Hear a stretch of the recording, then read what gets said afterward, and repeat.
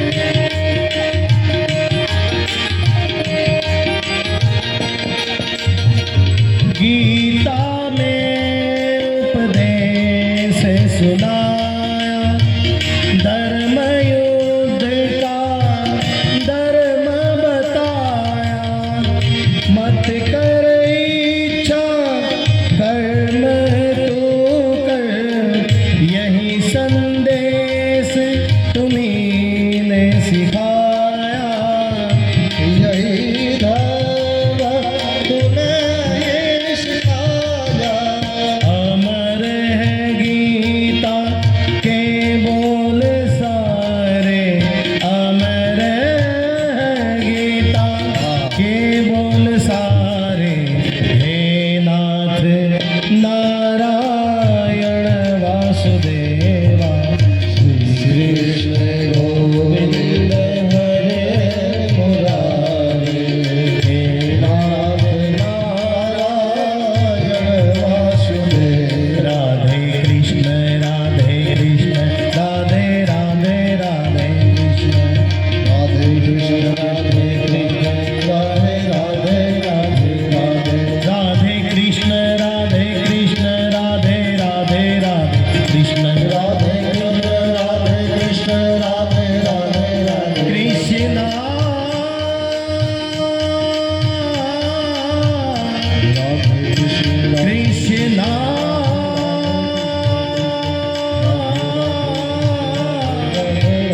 हरे कृष्णा हरे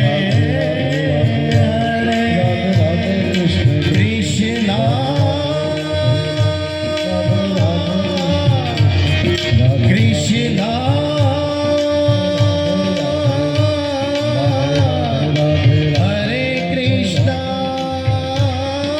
कृष्णा, हरे कृष्णा हरे हरे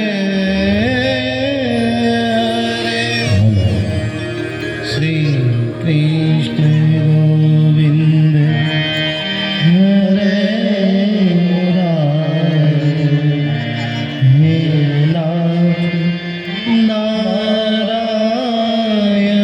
वासुदेवा।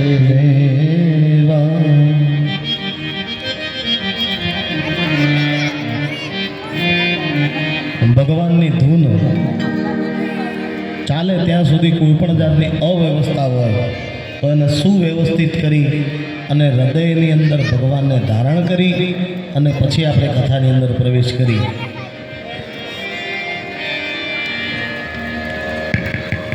આવો આજની કથાની અંદર શ્રીમદ ભાગવત સપ્તાહના દ્વિતીય દિનના મંગલાચરણની અંદર પ્રવેશ કરીએ એ પૂર્વે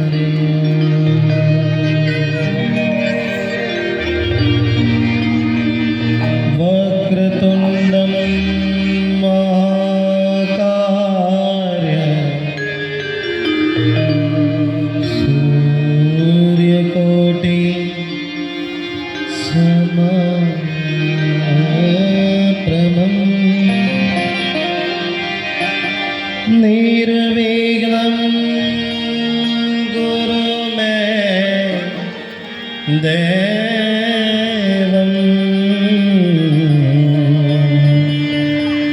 शुभ कार्ये सर्वदा शुभ कार्ये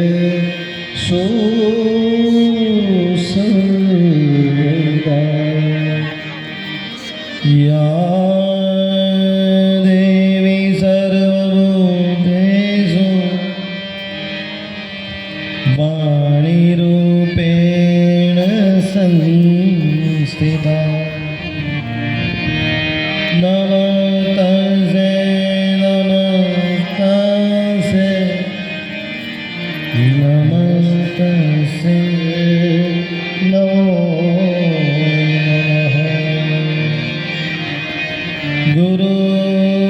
ब्रह्मा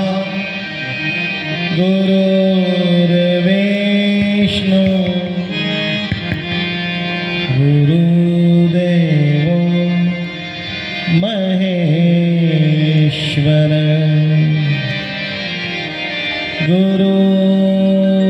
गुरुर्साक्षात् परब्रह्म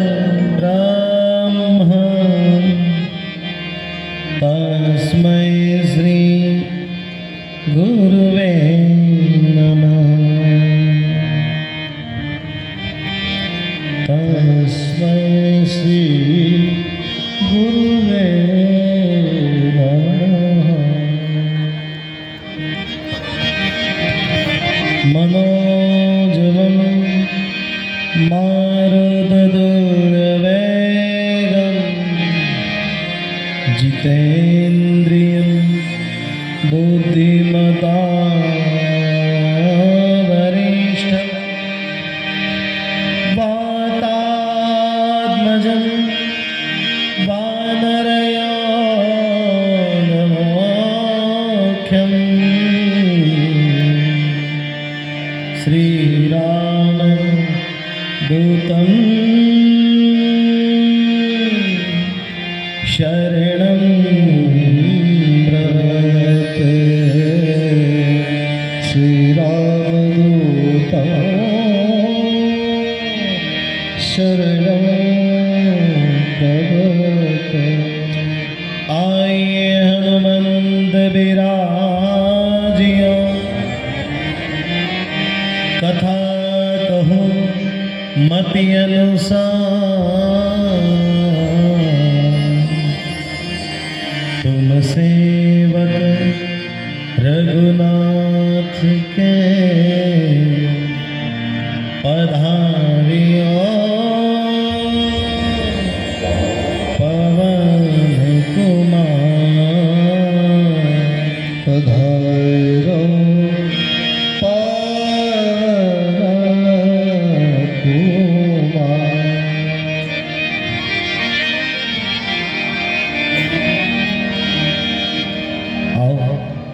ભગવાનના ચરણોની અંદર આજનું પુષ્પ અર્પણ કરી અને કથાના અંદર મંગળ પ્રવેશ કરીએ.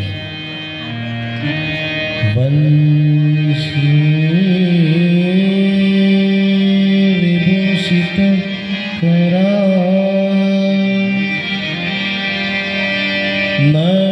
નવનીર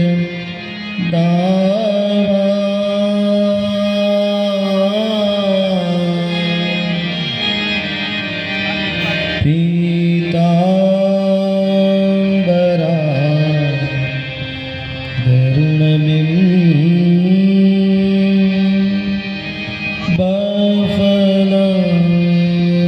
बफलदरोष्टा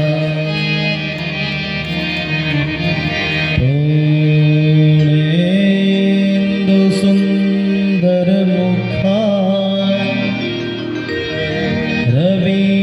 रवीन्द्रबिन्दु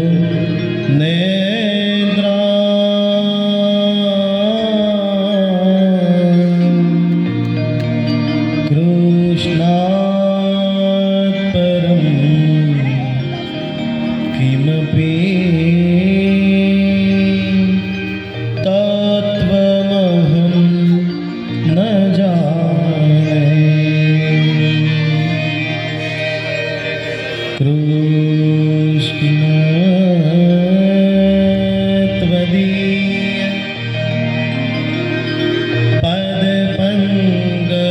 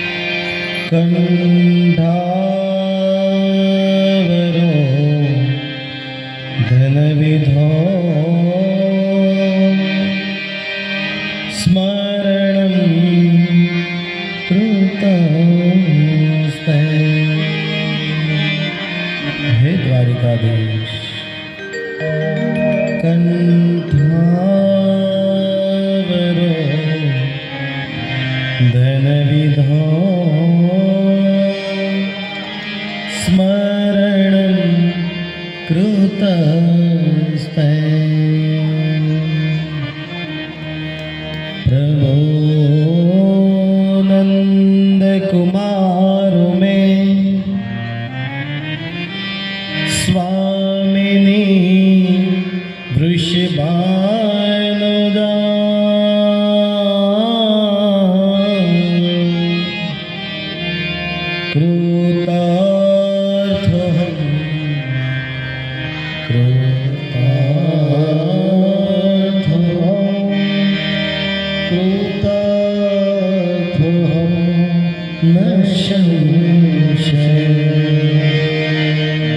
હે ઠાકોર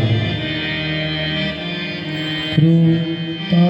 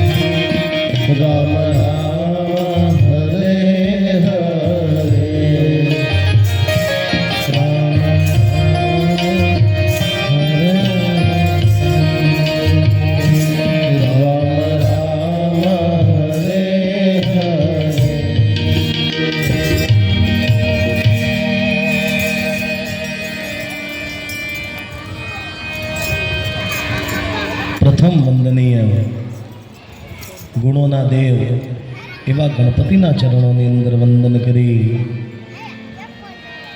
સ્થાપિત દેવતાઓના ચરણોની અંદર વંદન કરી, સદગુરુ એવા ગુરુના ચરણોની અંદર વંદન કરી, આ દુનિયાનું લૌકિક દર્શન કરાવનાર એવા માતા પિતાના ચરણોની અંદર વંદન કરી, આ ધરા ઉપર ચરતા અચરતા પ્રત્યક્ષ અપ્રત્યક્ષ જીવાત્મા પ્રેતાત્મા વિદ્વાન બ્રાહ્મણો, આમંત્રિત મહેમાનો, સ્થાપિત પિતૃઓ અને પરીક્ષિત સમાન શ્રોતાઓને મારા વ્યાસપીઠ પરથી રાધે રાધે.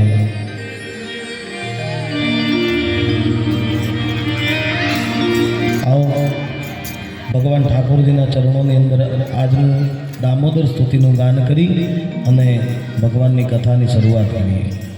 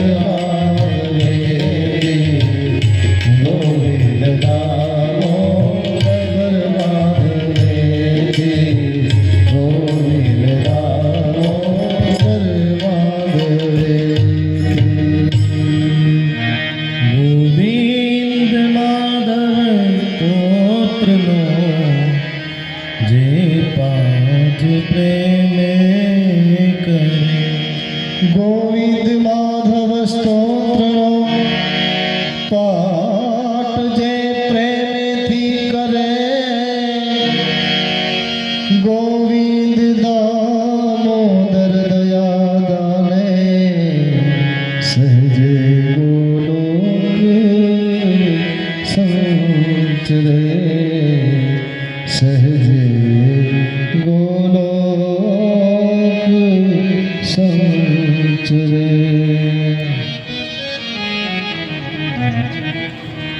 કૃષ્ણ કનૈયા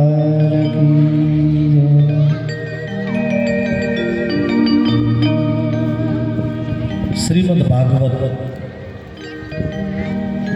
કથાનો આજે બીજો દિવસ અને બીજા દિવસના મંગલાચરણની અંદર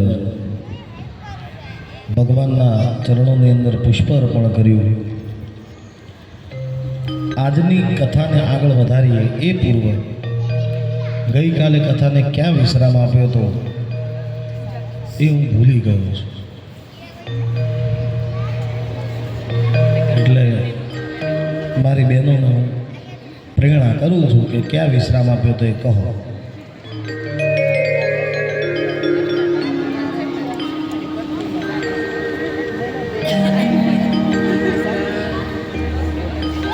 બોલો બોલો.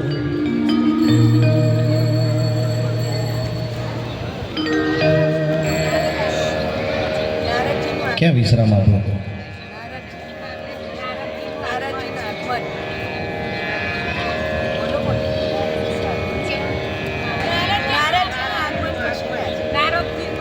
બરોબર. પછી આગળ ક્યાં હતા નારદજી? કયા ક્ષેત્રની અંદર હતા? કેવો મૂડ હતો એમનો? હે નમિક્ષારાણી એ જગ્યાએ તો સુત મહાપુરાણી ને 88,000 સનકાદિક મુનિઓ ને સુત મહાપુરાણી કથા સંભળાવે છે. નારદજીની મહિમા એક આવે છે અને એમને સંભળાવે છે. ભાગવતજીનો મહાત્મય આમાં એવું છે, જો હું કોઈ પરીક્ષક નથી, તમારી પરીક્ષા લેવા બેઠો પણ નથી. આપ સર્વે પરીક્ષાની અંદર પાસ છો એટલે અહીંયા બેઠા છો, સર્ટિફાઈડ છો ભાઈ, ડિગ્રી મેળવેલી છે.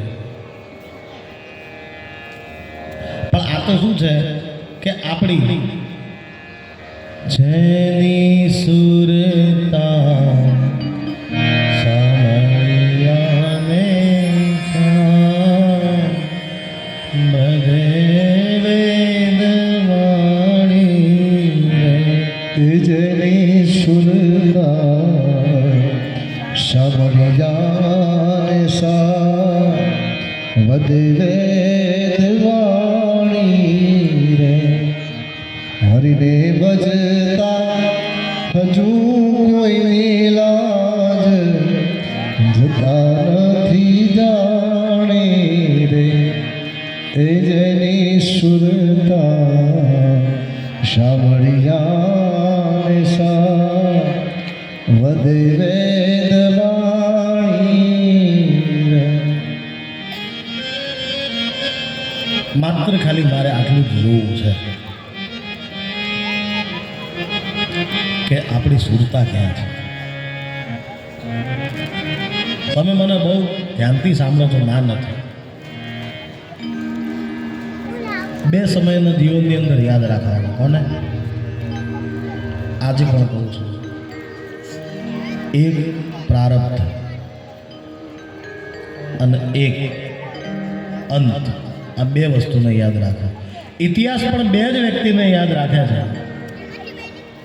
એક પ્રારબ્ધને યાદ રાખે છે અને એક અંતને યાદ રાખે છે. વચ્ચે શું થયું એનાથી કોઈને કોઈ નિષ્પત નથી. બાપ કાલે ભગવાનની કથાનો પ્રારંભ કર્યો એ આપણને યાદ છે, પણ અંત ક્યાં લાવ્યો એ આપણને યાદ રહેવું જોઈએ. વચ્ચે મેં કયા દ્રષ્ટાંત કીધા, કયું ભજન ગાવ્યું એ હું તમને ન પૂછું, પણ મેં જ્યાં પડાવ મૂક્યો એ હું તમને પૂછું, એનું એક જ કારણ, પાછું હું તમને કહીશ પણ ખરી કે અહીંયા હું મારી કથાને વિશ્રામ આપું છું અને આવતીકાલે આપણે અહીંયાથી આગળ વધીશું. તમારે ખાલી એ પોઈન્ટ યાદ રાખવાનો છે. ક્યારેક ક્યારેક ગૂગલ મેપ લઈને ચાલતા હોઈએ અને ચૂકી જઈએ ને ભાઈ, તો પછી પેલો ચકેડું ભમીને લાવે, પછી ચકેડું ભમવું જ પડે, ભમવું પડે ને. એવી જ રીતે તમને જો યાદ ના હોય ને ભાઈ સમજો હું પણ ભૂલી ગયો તો મારે કાલની કથા ફરી ગાવી પડે, બની શકે ને? એવું બને નહીં, પણ આ તો ખાલી તમને પૂછું છું કે આપ બધાનું ધ્યાન ઠાકોરજીની અંદર લાગે એટલા માટે. કાલે આપણે કથા બદ્રી વિશાળ ક્ષેત્રની અંદર નારદ મુનિ 4 સનત કુમારો જે છે ભગવાનના જ અંશ એવા એમને મળે છે અને પોતાના અંદરનો જે પણ આત્મગ્લાની છે એ એમને કહે છે કે મને આ પ્રકારની આત્મગ્લાની છે, માટે મારું ભજન છૂટી ગયું છે, મારું ભજન છૂટી ગયું છે. મારા મુખ ઉપર નારાયણનું નામ રહેતું હતું, એ નારાયણનું નામ પણ છૂટી ગયું છે. અરે જે દેવદત્ત નામની વીણાને આખો દિવસ નારાયણ નારાયણ નારાયણ, એ નારાયણ પણ છૂટી ગયું છે. એવી આત્મગ્લાની મને સતાવે છે. એ નારદ બીજું કોઈ નહીં, પણ જો આપણી વાત કરીએ તો હું તમને એક વાત કહું કે કોઈ તમને ચિંતા સતાવતી હોય ને સાહેબ, પછી તમારી આગળ કોઈ પણ જાતનો વૈભવ ઠાલવી દે ને તો તમને એના અંદર રસ ના લાગે. સાચું કહું છું. મોટામાં મોટો વૈભવ ઠાલવી દે, અરે 1 રૂપિયાથી લઈને કરોડો રૂપિયાની કોઈ પણ જાતની સુખ સાહેબી, કપડાં લઈ લો, જમવાનું લઈ લો, કંઈ પણ લઈ લો સાહેબ, કે હું તો કહું છેલ્લે આ મોબાઈલ આને લઈ લો, પણ જો તમારું માઇન્ડ અપસેટ છે તો તમને કોઈ વસ્તુના અંદર રસ નહીં લાગે, તમે એની અંદર ચિંતાની અંદર ગ્રસિત થઈ જશો. પણ અમારા વૈષ્ણવો એવું કહે છે કે વૈષ્ણવ 2 કાર્ય ન કરે, એક તો ચિંતા ન કરે અને એક સંગ્રહ ન કરે. અહીંયા સનત કુમારે કીધું કે હે પરમ જ્ઞાની, તમે તો પુરુષ પુરાણને જાણનારા છો, અરે તમે વેદને ધારણ કરનારા છો, તો તમારા આ મુખ ઉપર જે આ અસીમ તેજ હતું એ કેમ નિરસ્ત બની ગયું, કેમ નિસ્તેજ બની ગયા છો? ત્યારે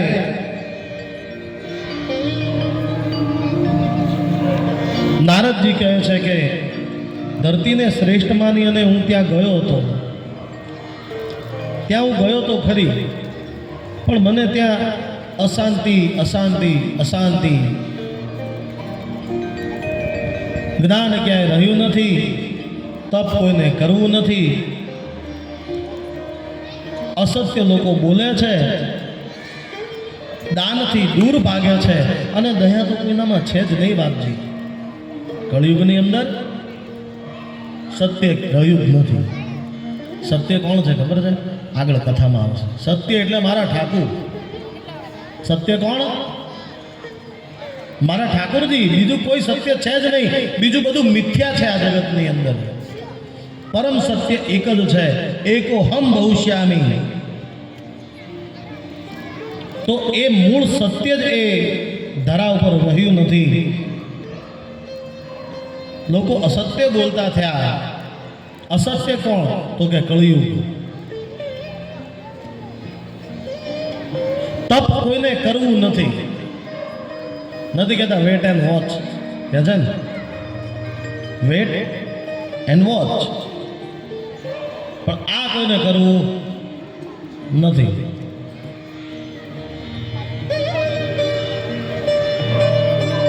દયા કોઈનામાં છે નહીં.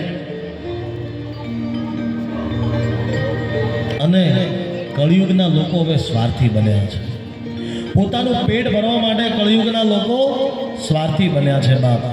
પોતાનો ઉદર ભરવા માટે કળિયુગના જે ભગવાનના જ અંશ છે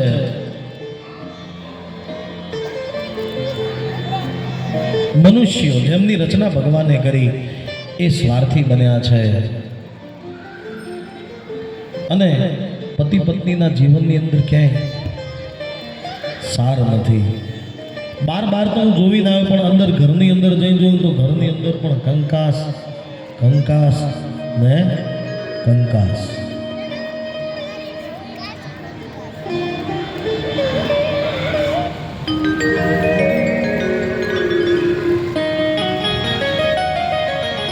એક શેઠ એના ત્યાં એક ભાઈ કામ કરે. એક ભાઈ એના ત્યાં કામ કરે. હવે એના કામથી રાજી થાય અને સાંજ પડે એટલે 1 રૂપિયો આપે એને. શું આપે? 1 રૂપિયો કે લે ભાઈ આનંદ કર, તું આ રૂપિયાથી આનંદ કર. રૂપિયો લઈને ઘેર જાય. પછી છે ને ઘેર જઈને શું કરે? બીજું કાંઈ ના કરે. એને એમ કે ભાઈ કરોડપતિ થયા નથી, થવાના નથી, છીએ તો વાપરી લઈએ. એમ આખી શેરીને ભેગી કરી અને ભજન ભાવ કીર્તન અને પ્રસાદ પાણી નીધર તીધર જમવાનું બધું ભાવ્યું કરે. નિત્ય નિજાનંદની અંદર મસ્ત રહે ભાઈ. એ મજૂર ઘરે જઈને હવે આ નિત્ય નિજાનંદ કરે છે ને, એ નિજાનંદ એ જે શેઠનો જે પેલો કહેવાય ને પીએ કે શું કહેવાય? પીએ ને પર્સનલ શું કહેવાય? પીએ મને બહુ ખબર નહીં. પર્સનલ અસિસ્ટન્ટ કે જે કહેવાતા હોય. મુનશી સરળ દેશીમાં મુનશી. એ મુનશી એમને જોઈ ગયો કે આ ભાઈ 1 રૂપિયો લઈને જાય ને કરે છે શું, અને દૂરથી જોયું કે આ આનંદ કરે છે. અને પછી આનંદ કરતા જોયું એટલે એને શેઠને આવીને કીધું કે શેઠ એક વાત કહું. તો કે શું? તો કે તમે જે રૂપિયો એને આપો છો નિત્ય, પગાર તો અલગથી આપો છો, પણ જે રૂપિયો તમે એને નિત્ય આપો છો, આ વાત છે ને આજથી 100-150 વર્ષ પહેલાંની છે. એટલે રૂપિયાની અંદર આનંદ થતો હો ભાઈ. હવે રૂપિયાનું કાંઈ નહીં આવતું, પહેલાં આવતું. એટલે તમે જે રૂપિયો આપો છો એનો એ વેડફે છે. તો કે શું કરે છે? તો કે આખી ચાલીવાળાને ભેગા કરે છે, ભજન ભાવ રાખે છે, જમવાનું રાખે છે અને નિત્ય આનંદ કરે છે. આંખોની અંદર ઝેર આવ્યું. શું આવ્યું? હવે આને રૂપિયો આલે નહીં મુનશીને, અને પેલાને રોજ રૂપિયો આલે એટલે પેલાની આંખોની અંદર ઝેર આવ્યું. આ ઝેરના કારણે એને એમ કીધું કે આ રોજ રૂપિયો વેડફે છે. શેઠે કીધું કે તારી શું ઈચ્છા છે ભાઈ? તો કે મારી તો શું ઈચ્છા હોય, પણ તમે આટલી મહેનતથી કમાઓ અને રાજીપા સાથે આલો પેલો વેડફે. કંઈક બચાવ્યું હોય, 7 પેઢી માટે બચાવ્યું હોય તો 7 પેઢી બેસીને ખાય નહીં? તો કે તું એ કરું બંધ કરાવી દઉં આનંદ? તો કે તમને જેમ યોગ્ય લાગે એમ. તો કે કામ કર, આ હું તને એક પોટલી આપું છું, એની અંદર એ પોટલીની અંદર અમુક પૈસા મૂકીને એમને આપ્યા, અને એ ભાઈને ખબર ના પડે એમ એના ઘરના આગળ જઈને મૂકી આવ્યા. તો કે એમ પછી કે તારે મારે કાંઈ કરવાની જરૂર નથી. આ પોટલી એના ઘરના આગળ મૂક્યા, બસ ખાલી એક જ શરત, એને ખબર પડવી જોઈએ નહીં. તો કે કંઈ વાંધો નહીં.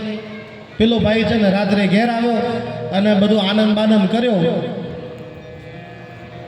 બરોબર, અને પોટલી એ ભાઈએ ઓલરેડી મૂકી દીધી.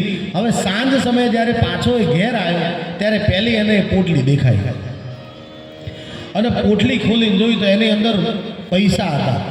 કેટલા હતા ખબર? 99 રૂપિયા. એને ગણ્યા, 99 નીકળ્યા એટલે 3 વાર ગણ્યા કે હોવા જોઈએ તો હોવા જોઈએ. 99 કેમ? એક નોટ કદાચ ભાઈ ચોંટી જાય તો ભાઈ ભૂલ થાય ને. એટલે 99 કેમ છે? 3 વાર ગણ્યા તોય 99 નીકળ્યા. વિચાર્યું કે 99 રૂપિયા છે, તો કે 99 છે અને 100 કેવી રીતે કરું? તો કે આ શેઠે રૂપિયો આલ્યો છે ને એ અંદર નાખી દીધો, અને રૂપિયો એ 99 ની અંદર ઉમેરી દીધો, અને પોટલી વાળી 99 રૂપિયા ઘરની અંદર મૂકી દીધા. હવે જે નિત્ય આનંદ કરતો હતો એ શેરીવાળા વાટ જોતા રહ્યા કે આ ભાઈ અમને બોલાવશે, ભજન કરશે, ચા પાણીની વ્યવસ્થા કરશે અને આપણે આનંદ કરીશું. એ દાડે 99 રૂપિયા આવ્યા અને ભજન બંધ થઈ ગયું.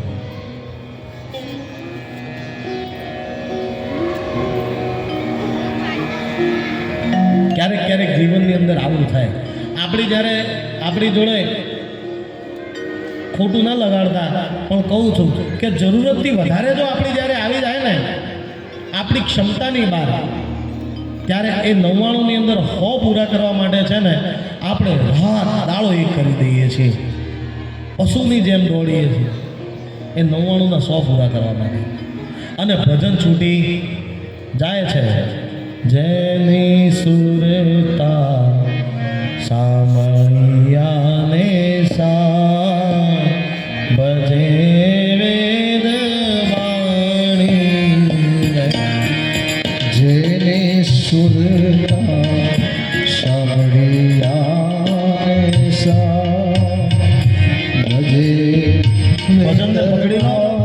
અહીંયાથી કીર્તન ગવાય ને તો હું તમને ઊભા કરીને ગવડાવું ત્યારે તો ઠીક, પણ બેઠા બેઠા આ બધા પગો ઝઘડાઈ જાય ભાઈ, હાથ ઝઘડાઈ જાય.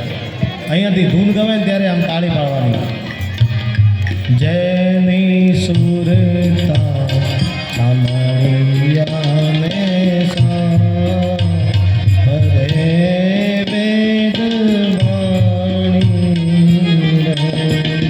જેને આમાં થાય શું ખબર છે?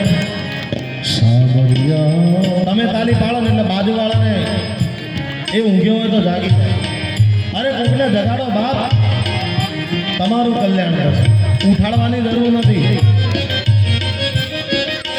જગાડો.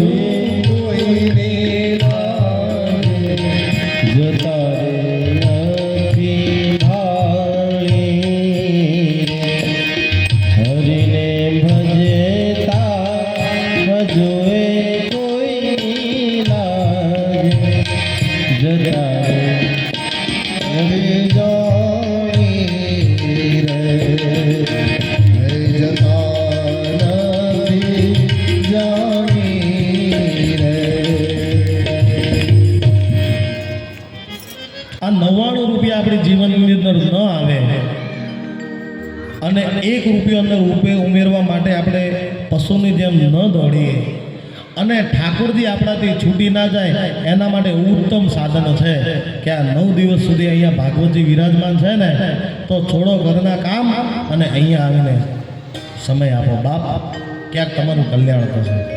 કારણ કે કોણ જાણી શક્યું કાળને રે, સવારે કાલ કેવું થશે.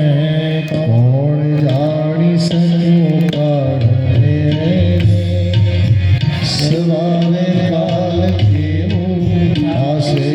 કોણ જાણી શક્યું કાળને રે, સવારે કાલ કેવું થશે. કોણ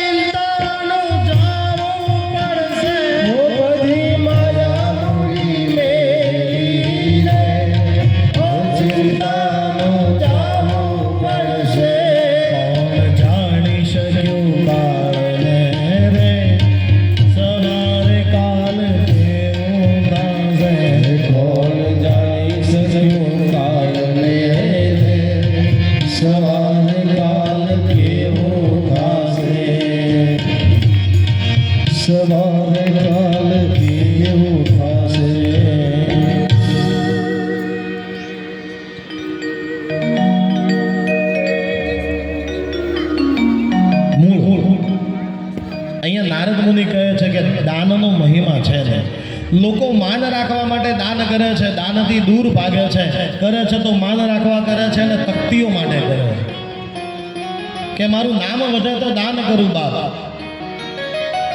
અરે દાન તો એવી વસ્તુ છે ને કે જમણા હાથથી થાય ને તો ડાબા હાથને ખબર ન પડવી જોઈએ. અંબાજીની અંદર જઈને કિલો હોનું મેલી આવે પછી ઘેર આવીને બ્લોકમાં કહી દે હું કિલો હોનું મેલી આવી, તો ભાઈ ગુપ્ત એનું સમજો. ગુપ્ત દાન તમે કરીને આવ્યા, કિલો સોનું ચડાવીને આવ્યા. હવે તમે આવીને કહી તો દીધું, પણ કેવી રીતે ખબર? ભગવાને મને ખૂબ આલ્યું છે, હું છે ને મા અંબાના ખોળાની અંદર એના મંદિરનું નિર્માણ થાય છે ને સોનાનો જીર્ણોદ્ધાર થાય છે, માટે હું કિલો સોનું મૂકી આવી, પણ નામ નથી લખાવ્યું, ગુપ્ત દાન કરી આવ્યા. તો પછી ગુપ્ત એનું રહ્યું ભાઈ. એના કરતી તો નામ લખાવતું કે શ્રી શ્રી મતી ફલાણા બેન આમના તરફથી અંબાજીના મંદિરની અંદર માના ઘુમ્મટ માટે સોનાના જીર્ણોદ્ધાર માટે 1 કિલો સોનું આવે છે. નામ લખાવીને આવવું જોઈએ તો બીજાને પ્રોત્સાહન મળે. શું મળે?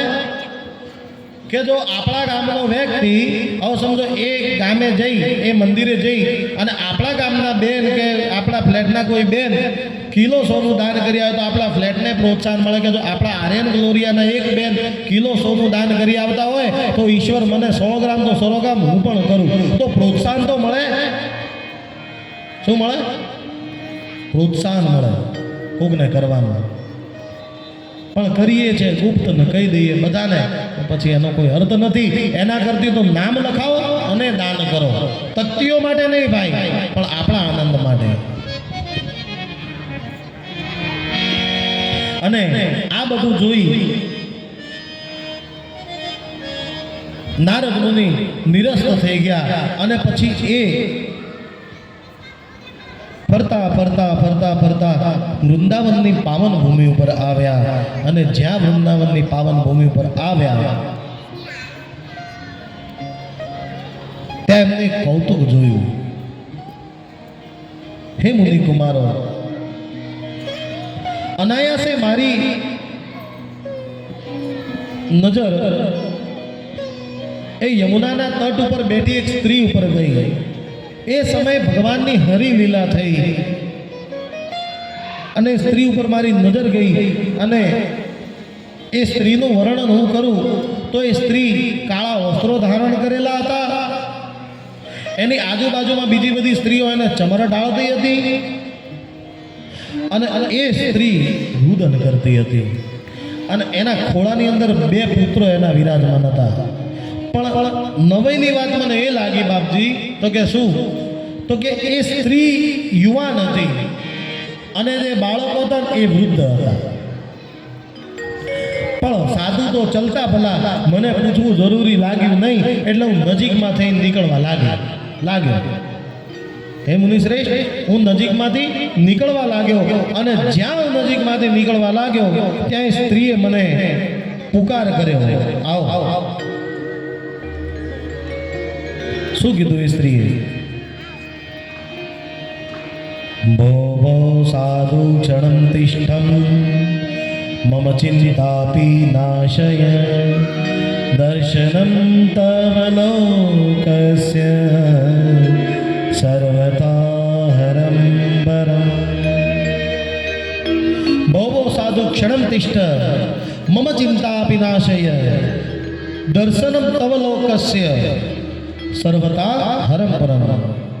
ભો ઉભા રહો હે સાધુ મહારાજ, હે તપોધન, હે મહાત્મા, ઉભા રહો. એક ક્ષણ પર માટે મારી સામુ તો જુઓ. અરે જો તમારી ક્ષણ અન્નની કણ અને સાધુની ક્ષણ તમારી જો એક નજર પણ મારા ઉપર પડશે ને તો મને વિશ્વાસ છે કે મારું કલ્યાણ થશે. માટે બહુ હું તમારો સમય ન લઉં, પણ એક ક્ષણ મારા ઉપર તમે નજર કરો, મારા ઉપર કૃપા કરો. તો કે શું થયું? તો કે મારી ચિંતાનો નાશ કરો બાપજી. અને હું માનું છું કે આપના સાનિધ્યની અંદર જો હું આવી જઈશ ને અને જો તમે મારી વાત સાંભળી લેશો ને તો મારું કલ્યાણ થશે, એ મને ખ્યાલ છે. માટે હે તપોધન મારું કલ્યાણ કરો. અને નારદજીએ કહ્યું કે હે દેવી આપ કોણ છો અને આ પુરુષો કોણ છે અને આ આજુબાજુમાં સ્ત્રીઓ કોણ છે? કારણ કે જ્યાં સુધી પરિચય ના થાય ત્યાં સુધી તો શું છે ભાઈ, આખી વાત જાણવી તો જરૂરી છે ને. એટલે નારદ મુનિએ પૂછતા કહ્યું, આ બાજુ ભક્તિ રાણી કહે છે, અહમ ભક્તિ રીતિ ખ્યાત ઇમો મે તનયો મતો જ્ઞાન વૈરાગ્યો માનો કાલ યોગેન જર્જરો ગંગાધ્યામ સરિષ્યિત્વામ મત્સ્યવાર્થમ સમાગતા તથાપી ન જમ્રે શ્રેય સેવિતાં સુરેરપી. અહીંયામાં ભક્તિ કહે છે કે હે નારદ, કળિયુગની અંદર હું ભક્તિના નામે પ્રસિદ્ધ છું. મારું નામ ભક્તિ છે અને કળિયુગની અંદર હું ભક્તિના નામે પ્રસિદ્ધ છું. મારા ખોળાની અંદર જે આ બંને પુરુષો છે ને, એ બીજું કોઈ નહીં પણ મારા પુત્ર છે. એકનું નામ જ્ઞાન અને બીજાનું નામ વૈરાગ્ય. આ બંને મારા પુત્ર છે. પણ કળિયુગના પ્રભાવથી હું પણ જીર્ણ બની અને મારા દીકરાઓ પણ જીર્ણ બન્યા. અને આજુબાજુમાં જે સ્ત્રીઓ છે બીજું કોઈ નહીં, ગંગા સિંધુ સરસ્વતી ચ યમુના ગોદાવરી નર્મદા કાવેરી સરયુ મહેન્દ્ર તનયા ચર્મવતી વેદિકા શિક્ષા વૈત્રવતી મહાસુર નદી ખ્યાતા જયા ગંડકી પૂર્ણા પૂર્ણ જલે સમુદ્ર સહિતા કુર્વંતે મે મંગલમ. આ આજુબાજુમાં જે સ્ત્રીઓ છે બીજું કોઈ નહીં બાપજી, પણ મારી આવી હાલત જોઈ અને મારી સેવા કરવા આવેલી આ સંસારની સમસ્ત નદીઓ છે અને મારી આવી હાલત જોઈ એ મારી સેવા કરવા આવી છે, એ બીજું કોઈ નહીં. ભક્તિ રાણી કહે છે, ઉત્તરામ દ્રવિડે સાહમ વૃદ્ધિ કર્ણાટકે ગતા ક્વચિત્તમ ક્વરિમ મહારાષ્ટ્રે ગુર્જરે જીર્ણતામ ગતા. હે તપોધન, એ કળયુગની અંદર હું ભક્તિના નામે પ્રસિદ્ધ છું. મારો જન્મ દ્રવિડ દેશમાં થયો છે. મારો જન્મ દ્રવિડ દેશમાં થયો છે. ત્યાંથી આગળ જતા કર્ણાટકની અંદર હું ઉછરી, એટલે કે મારી વૃદ્ધિ થઈ. દ્રવિડ દેશમાંથી હું આગળ કર્ણાટકમાં ગઈ, ત્યાં હું ઉછરી એટલે કે મારી વૃદ્ધિ થઈ. મહારાષ્ટ્રમાં મને સન્માન મળ્યું. મહારાષ્ટ્રમાં મને સન્માન મળ્યું, પરંતુ જ્યાં ગુર્જરે જીર્ણતામ ગતા, જ્યાં હું ગુજરાતની અંદર આવી ત્યાં હું જીર્ણ બની ગઈ.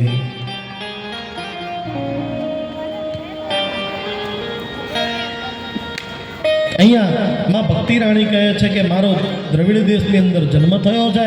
ભક્તિના નામે હું આ કળયુગની અંદર પ્રસિદ્ધ છું અને મને મારા એ કર્ણાટકની અંદર હું મોટી થઈ, ત્યાં મારું પાલન અને પોષણ થયું અને આગળ જતાં જ્યારે હું મહારાષ્ટ્રમાં આવી ત્યાં મને સન્માન મળ્યું અને ત્યાંથી હું જ્યાં આગળ આવી ગુજરાતની અંદર ત્યાં આવીને હું જીર્ણ બની ગઈ. આ ઘોર કળયુગમાં અધર્મના કારણે મારી આવી અવસ્થા થઈ છે. હે તપોધન, મારી આવી અવસ્થા થવાનું એકમાત્ર કારણ છે તો કે શું? તો કે ગુજરાતમાં આવીને હું જીર્ણ બની એનું એક જ કારણ છે. તો કે શું? કે ગુજરાતની અંદર પંથ સાંપ્રદાયિકતા અને પોતાના જ ધર્મને સાબિત કરવા માટે મારા ટુકડે ટુકડા કરી નાખ્યા. પોતાના જ ધર્મને સાબિત કરવા માટે હું શૈવ છું, હું રામાનંદી છું, હું સ્વામિનારાયણ છું, હું યોગેશ્વર છું, હું પુષ્ટમાર્ગીય છું. પંથ અને સાંપ્રદાયિકતાના નામે પોતાના ધર્મને સાબિત કરવા માટે મારા અંગના ટુકડે ટુકડા કરી નાખ્યા. માટે ગુજરાતની અંદર આવીને હું જીર્ણ બની. આ કારણે જ મારા જે દીકરા છે ને એ વૃદ્ધ અને જર્જર બન્યા છે અને મનુષ્યના અંદરથી જ્ઞાન અને વૈરાગ્ય જતો રહ્યો. અહીંયા ભક્તિ રાણી શું કહે છે તમને ખબર છે? એકલા ગુજરાતની વાત નથી, પણ હવે આખા હિન્દુસ્તાનની હું વાત કરું ને, આખી આ રાષ્ટ્રભૂમિ આપણી ભારત ભૂમિ શ્રેષ્ઠ, આપણે બધા છે ને પોતાના ધર્મને સાબિત કરવા માટે ધર્મના ટુકડે ટુકડા કરી નાખ્યા બાપ. એક નથી આપણે.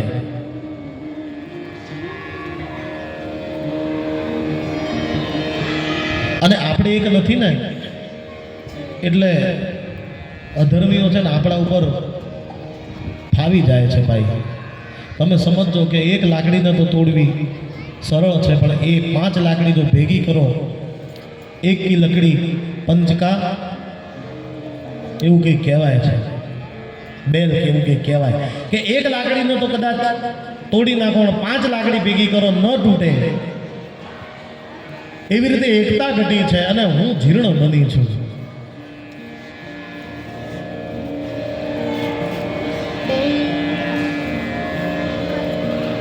ગુજરાતમાં આવી અને હું જીર્ણ બની. ધર્મો રક્ષતી રક્ષિત, તમે ધર્મનું રક્ષણ કરો, ધર્મ તમારું રક્ષણ કરશે. જેમ ભગવાન કૃષ્ણએ ગીતાની અંદર કહ્યું કે જ્યારે અધર્મ વ્યાપ્ત થશે ત્યારે ધર્મની સ્થાપના કરવા માટે હું આવીશ. પણ સાથે સાથે એ અર્જુન જ્યારે નિરસ્ત્ર બની ગયો હતો, નિસ્તેજ બની ગયો હતો ને પોતાની વિદ્યા હોવા છતાં બાણ મૂકી દીધું હતું, ત્યારે ભગવાને પોતાનું વિરાટ સ્વરૂપ ધારણ કર્યું.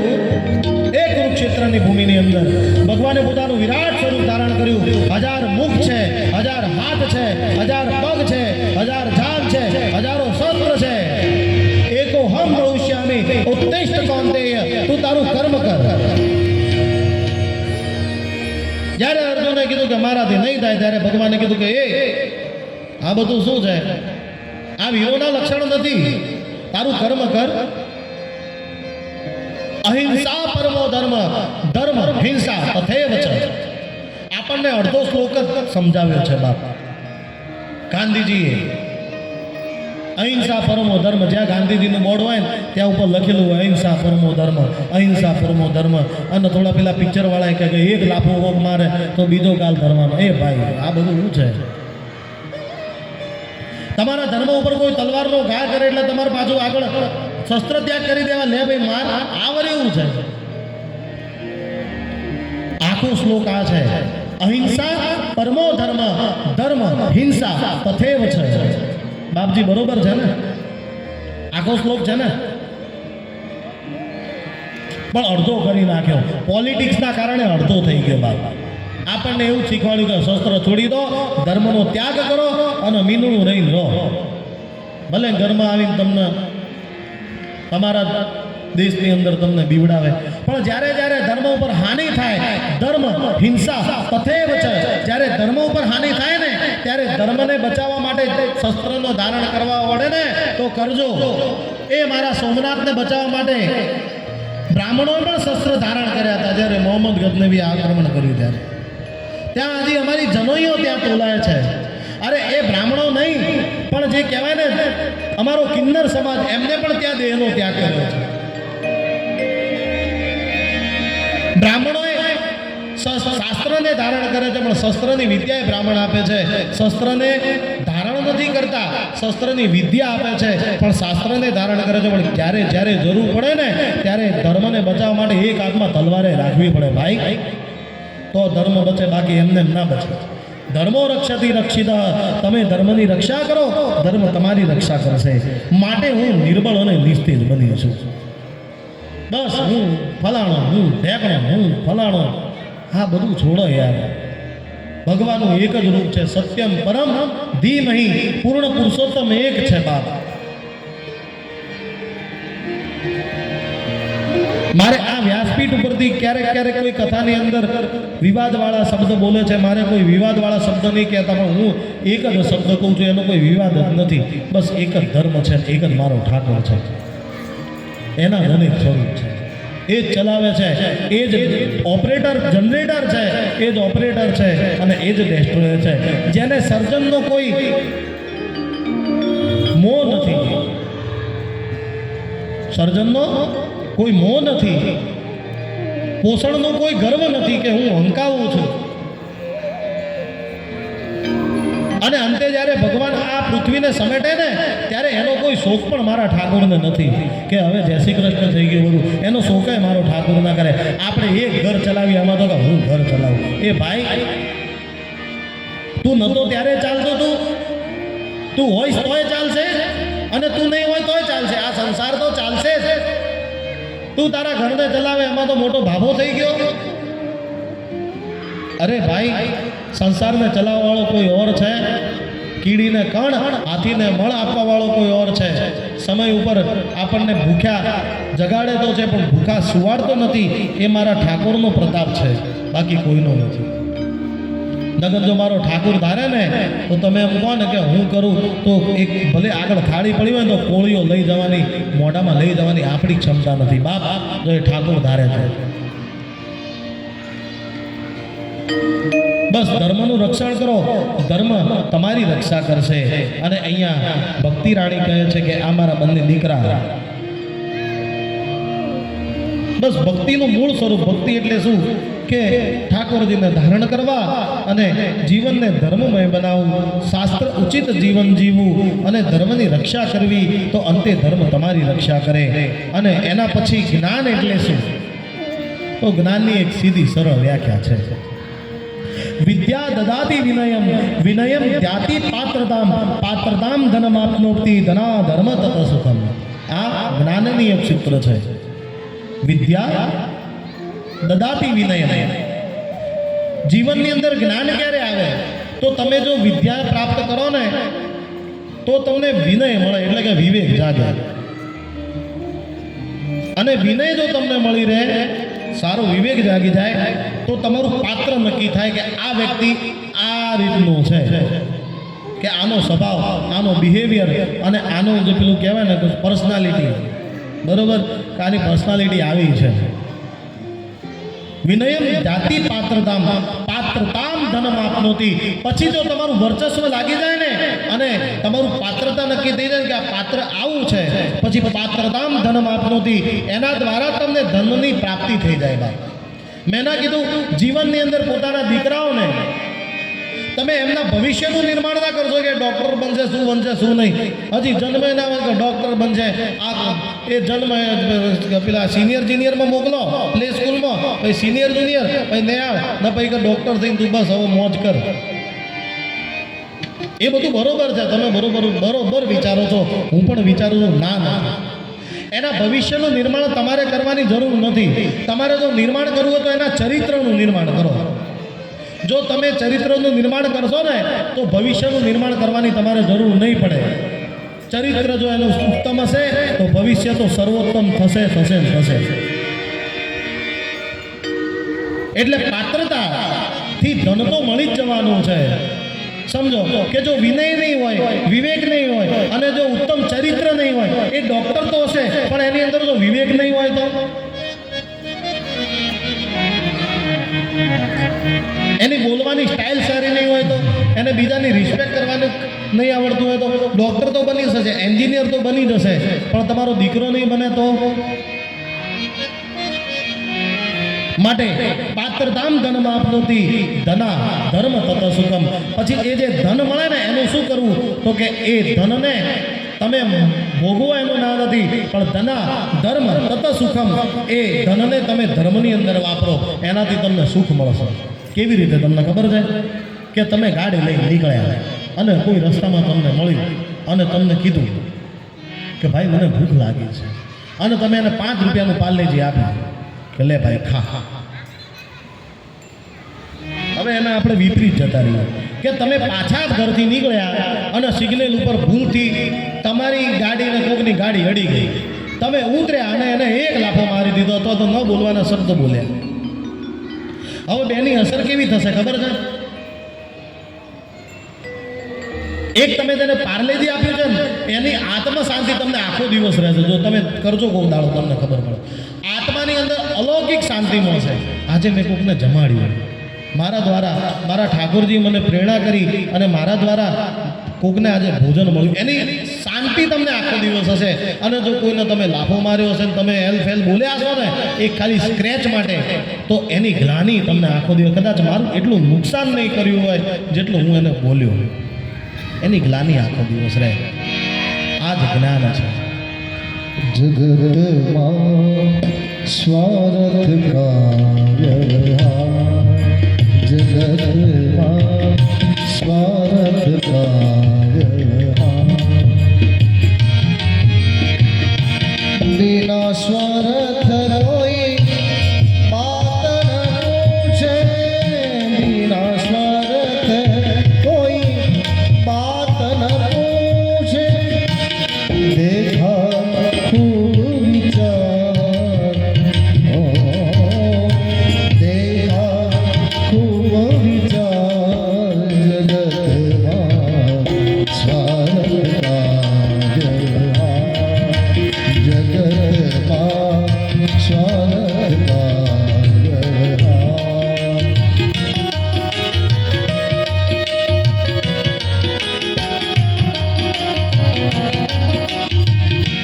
પુત્ર કમા કરે ધન ખોલાવે, પુત્ર કમા કરે ધન ખોલાવે, માતા કરે જોને પ્યાર, પુત્ર કમા કરે ધન ખોલાવે, માતા કરે જોને પ્યાર,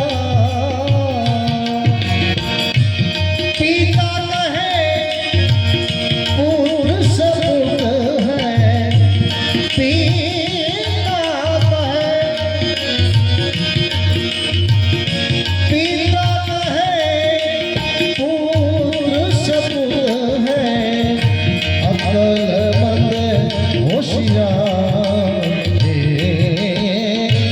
अक्लमंद होशियार, जगतમાં स्वार्थ कार्य, जगतમાં स्वार्थ कार्य, स्वार्थ कार्य.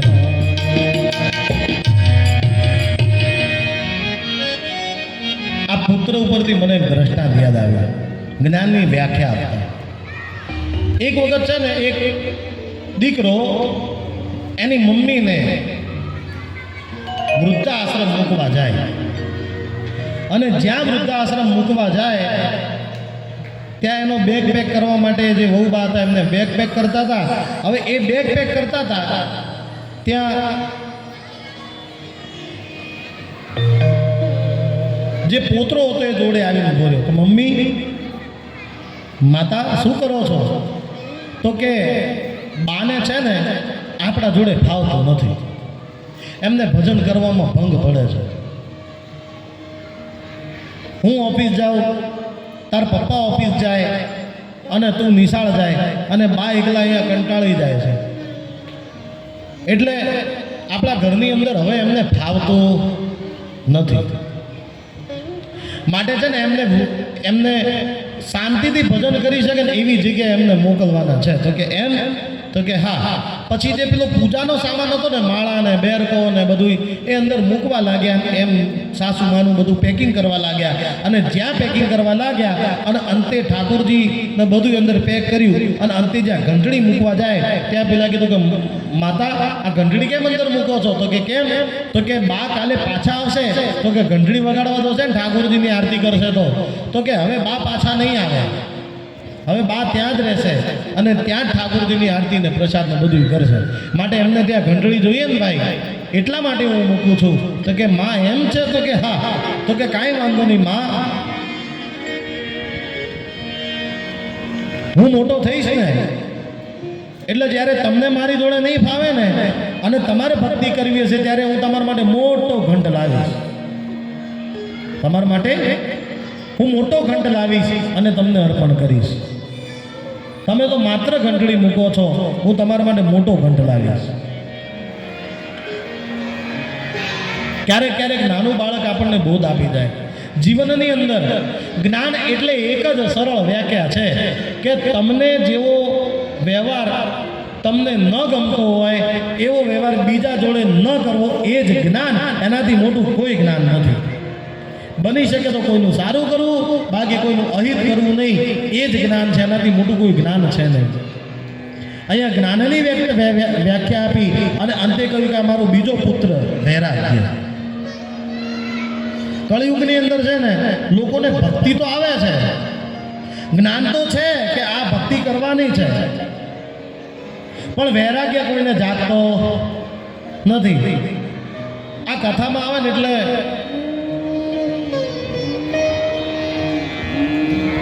બસ હું જ સંત જ્ઞાનેશ્વર ને હું જ નરસિંહ મહેતા, હું જ મીરાબાઈ. અને જ્યાં અહીંયાથી આરતી થાળ પ્રસાદ પૂરો થયો પછી કે મારું મારું પાછું મારું મારું ચાલો. એટલે જે વૈરાગ્ય તો જાગે છે કળિયુગની અંદર, પણ ક્ષણ માત્ર. એક ભાઈએ તો વૈરાગ્યની વ્યાખ્યા કેવી કરી ખબર છે? હું કરું તમને, એમાં તમને પાછી મજા આવશે. આ બહુ આધ્યાત્મિકમાં તમને છે ને, મને ખબર છે બધી, તમને બધે વેલ એજ્યુકેટેડ છો ને, ધર્મને જાણનારા છો, પણ થોડુંક મારે છે ને આજના લૌકિક વાતાવરણને પણ સાથે રાખવું પડે છે. એ પ્રમાણે હું તમને વ્યાખ્યા કહું.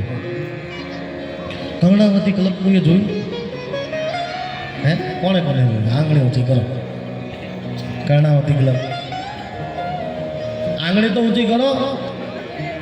આમાં ક્યાં ગઈ? હું તમારા જોડે કરોડ રૂપિયા માંગી લઈશ ભાઈ, કે ખોટો પ્રશ્ન પડશે તો મને તમારે કરોડ હાલવાના છે.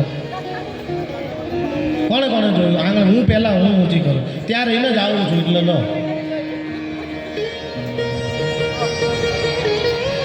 હવે કળિયા એ કર્ણાવતી ક્લબની આગળ ઉતરી અને પછી એક્ઝેટ આમ સામે જોવાનું. એની સામે સિગ્નલ ક્રોસ કરી શું દેખાય? હે, ઇસ્કોનના હમણાં પેલા કર્ણાવતી માટે આંગળી ઊંચી કરાવતો તો તમે આંગળી ઊંચી ના કરી. ઇસ્કોન ગાંઠિયા માટે તમને બધી ખબર છે, માટે તમે જતા તો હશો, રોજ જાઓ છો. જોકે હવે તો ટેકનોલોજી એવી બધી છે કે ઇસ્કોન વાળા તો પેલો ઝોમેટો વાળો મોકલાવી દે. એટલે તમે હવે આપણે એટલા બધા આંસુ થઈ ગયા ને, એટલા બધા આંસુ એટલે પલંગમાંથી ઊભો ના થાય, બેઠો અને ઇસ્કોનના ગાંઠિયા ઘેર આળસુ.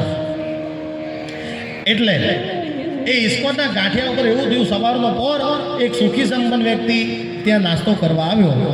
હવે પહેલું જ ભાણ ઉતરે અવિનાશભાઈ, આમ પેલો એવા ક્રંચી ગાંઠિયા બનાવે ને, આમ પેલું આમ ઝારો અંદર નાખે અને એક આમ તો 2 કિલો 3 કિલો ઉતારે અને જોઈને એવું થાય કે હા શું અંદર મરી નાખી છે.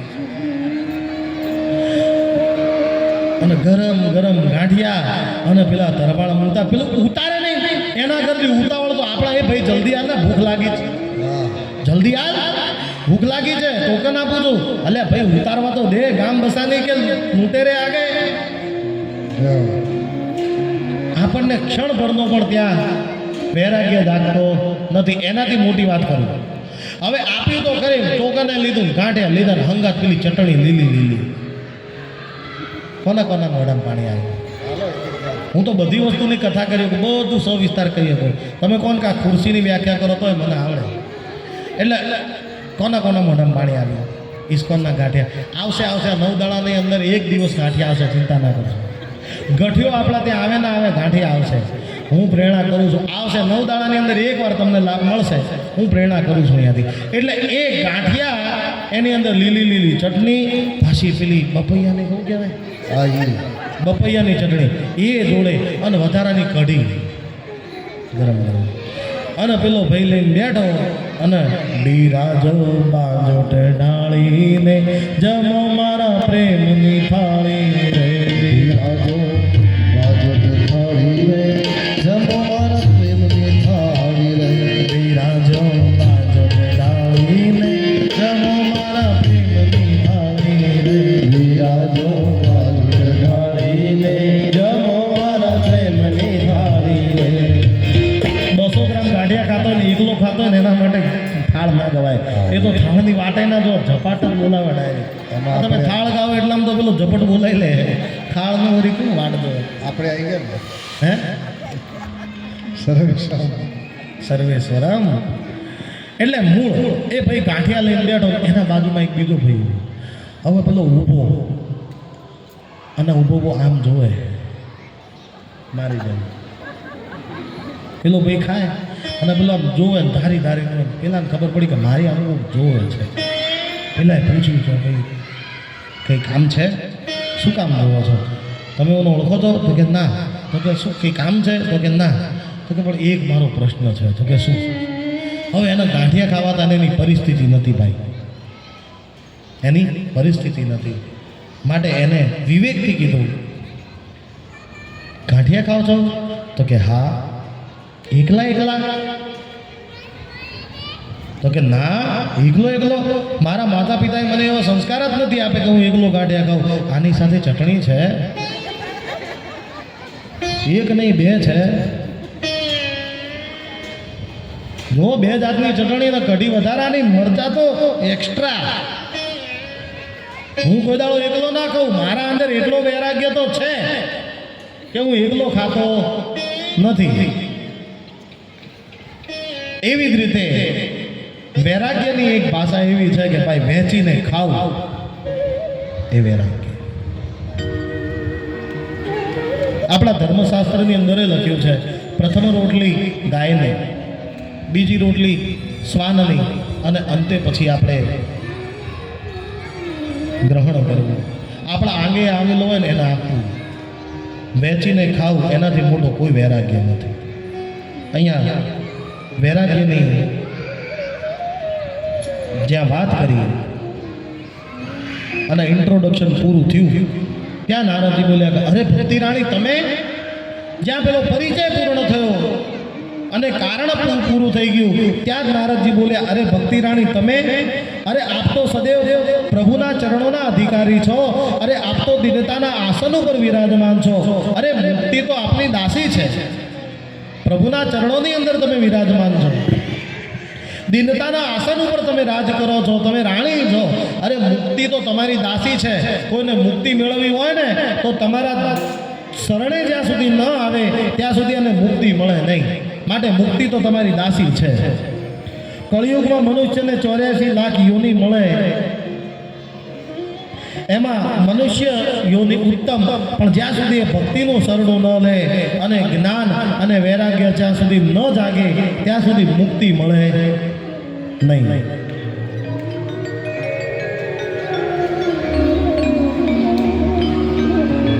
માટે મુક્તિ મેળવવા માટે ભક્તિના શરણે જવું પડે. અરે ભક્તિ રાણી, તમે તમારી આવી હાલત? તો કે હા. અને પછી ભક્તિ રાણી બોલ્યા, હે તપોધન, હું આપના શરણે આવી છું.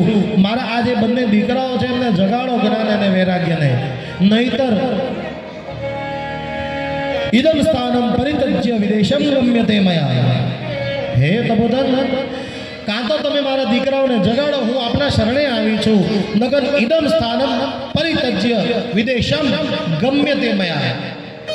જગાડો, નગર પછી હું ભારતને છોડી અને વિદેશ ચાલી જઈશ. તમે જો કે આપણા ભારતની અંદર જેટલી ભક્તિ નથી એટલી વિદેશની અંદર છે. ઇસ્કોન ટેમ્પલ છે, એ ભૂરિયાઓ ઢોલક લઈ, ભલે એમને રાગ આવડે ના આવે, હરે રામ રામ રામ સીતા રામ રામ રામ. મને ભૂરિયાનો રાગ નહીં આવતો, નહીં આવડતો, આવડતો નહીં. નગન ગાવ હરે રામ રામ, ભૂરિયાનો રાગ આવડે ને? મેં સાંભળ્યું તો છે, કાંઈ વાંધો નહીં, યાદ નહીં આવે તો કાંઈ નહીં. એ ભૂરિયા હોય ગાવે છે ઢોલક લઈ, હરે રામા હરે કૃષ્ણ. અને એ ભક્તિ એમને ત્યાં લાગે છે. તમે વિચારો તો ખરી, આપણા ત્યાં ભક્તિ ઘટી માટે વિદેશમાં વધી. અહીંયાથી તમને એક પ્રાર્થના કરું છું, ધર્મને ધારણ કરો, ભક્તિને બચાવી. અને જો પૂર્ણ રૂપે વિદેશમાં જશે ને તો પછી અહીંયા બધું હશે, પણ ભક્તિ નહીં હોય. ભક્તિ નહીં હોય ને તો જ્ઞાન વૈરાગ્ય નહીં હોય. જ્ઞાન અને વૈરાગ્ય નહીં હોય ને તો તમે માણસ તો હશો, પણ કેવા ખબર છે? મશીન જેવા. મશીન સારા એના. હવે કોઈને રામ રામ કરો તો રામ રામ કરવાનો ટાઈમ નહીં. પેલો કે મજામાં, તો કે મજામાં જ છીએ. હે મજામાં કીધું એમ એવું થઈ ગયું મજામાં તો કે મજામાં જ છીએ ભાઈ કેવું તબિયત આવી તો હું તમારે બગાડવી હતી લે પેલો ઉકળાટ ભરેલો જ બેઠો હોય પેલો કે તબિયત સારી કાકા તો કે તાર બગાડવી હતી એટલે મૂળ ભક્તિને ધારણ કરી અને રહો બાપ ભક્તિ જો વિદેશમાં જશે તો આ ભારત ભૂમિ એ વિશ્વગુરુ તરીકે ઓળખાય છે અને ભક્તિ વગર આ ભારતનું કોઈ મૂલ્ય નથી અને પછી તપોધન એવા બ્રહ્મ ઋષિ નારદજીએ કહ્યું આપ ચિંતા ના કરો હું આપને વચન આપું છું કાં તો આ નારદ તમારા જ્ઞાન વૈરાગ્યને જગાડશે કાં તો આ નારદ આજ પછી વીણાનો ત્યાગ કરશે હું આજ પછી ભગવાનને નહીં ભજું જ્યાં સુધી તમારા આ બે દીકરાઓને નહીં જગાડું અને પ્રતિજ્ઞા કરી બાબા અને પછી વેદો અને મંત્રોનો સાર એવો એ જ્ઞાન અને વૈરાગ્યના કાનની અંદર રેડિયો ઓમ નમો ભગવતે વાસુદેવાય ઓમ નમો ભગવતે વાસુદેવાય ઓમ નમો ભગવતે વાસુદેવાય ઓમ નમો ભગવતે વાસુદેવાય ઓમ નમો ભગવતે વાસુદેવાય ઓમ નમો ભગવતે વાસુદેવાય ઓમ નમો ભગવતે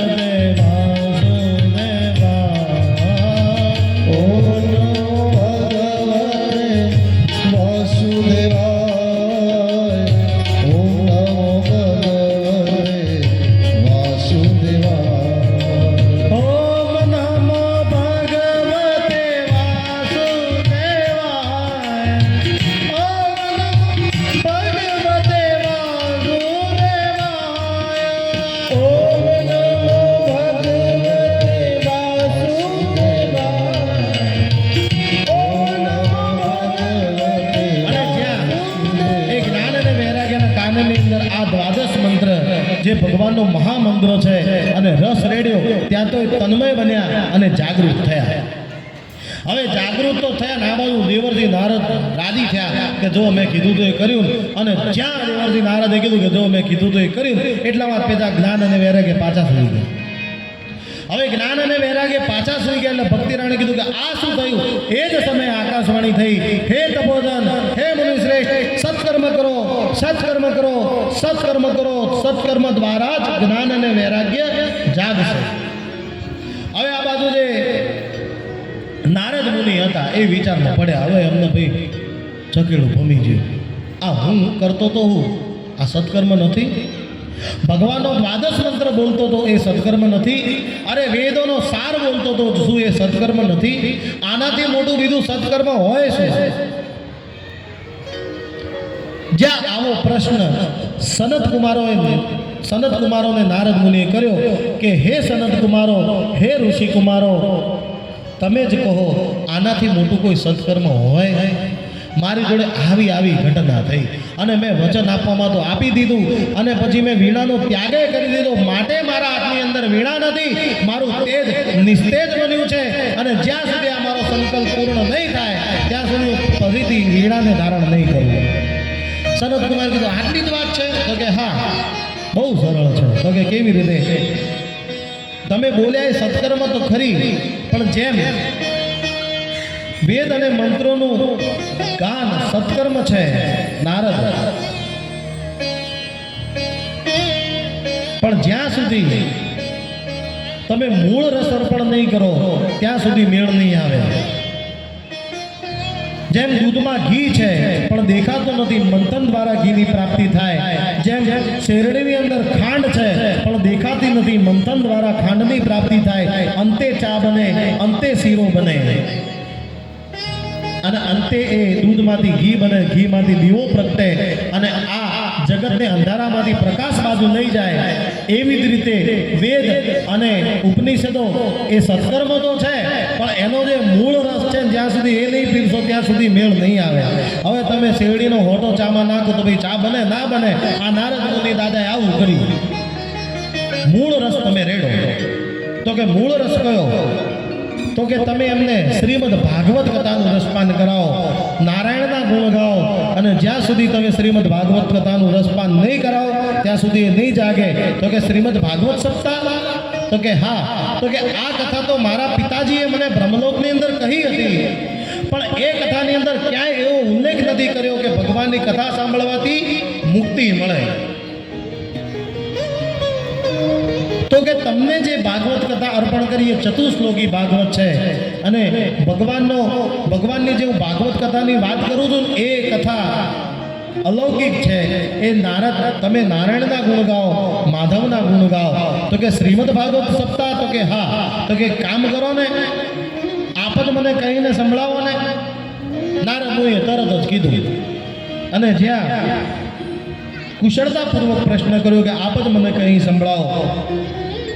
આ બાજુ નારદ મુનિ હરિદ્વાર ક્ષેત્રની અંદર આવ્યા અને આનંદ ઘાટ ઉપર વ્યાસપીઠનું નિર્માણ થયું, સમસ્ત સંતોનું આગમન થયું, મેળાવડો જામ્યો ભાઈ. આ બાજુ નૈમિષારણ્ય ક્ષેત્રની અંદર 88,000 સૌનકાદિક મુનિઓ વિરાજમાન છે, અને સૂત મહાપુરાણે વ્યાસપીઠ ઉપર વિરાજમાન છે, એ કથા ગાવી રહ્યા છે.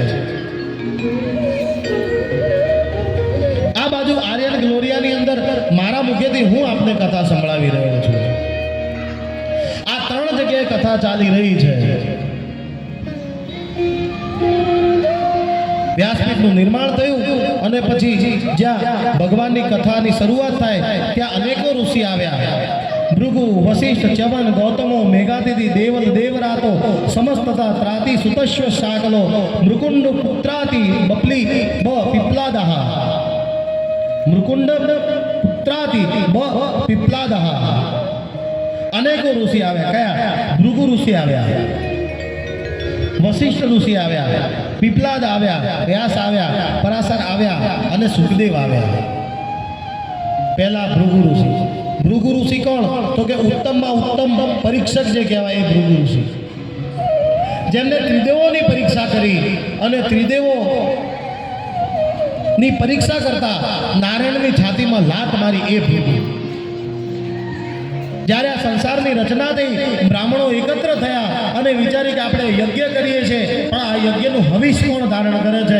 નક્કી કોઈ ત્રિગુણાતીત હશે એને જ આ હવિષ મળતું હશે, પણ મળે છે કોને એ નક્કી નથી. તો કે એનું નક્કી કેવી રીતે થાય? તો કે ભૃગુ ઋષિ, તમે પરીક્ષા લેવામાં ઉત્તીર્ણ છો તો તમે પરીક્ષા કરો ત્રિદેવોની. અને બ્રહ્મલોકની અંદર આવ્યા. બ્રહ્મલોકની અંદર બ્રહ્માજી પોતે ધ્યાનમાં હતા, મા સરસ્વતી વેણુ વગાડતા હતા, અને ધ્યાનમાં હતા. એમાં જે ભૃગુ ઋષિ આવે એનું સ્વાગત કર્યું નહીં, અને પછી ભૃગુ ઋષિ કીધું કે હે પિતાશ્રી, તમને વિવેક નથી કે શું? હું આપણા દ્વારે આવ્યો, તમે આવો પણ ન કીધું. તો કે તું મારો પુત્ર છે, તને શું આવવાનું કહેવાનું? તો કે હું તમારો પુત્ર ભલે રહ્યો, પણ હું બ્રાહ્મણ છું. તમારા દ્વારે આવ્યું છું, તમારે આવો તો કહેવું જોઈએ ને. તમે તમારો વિવેક કેમ ભૂલ્યા?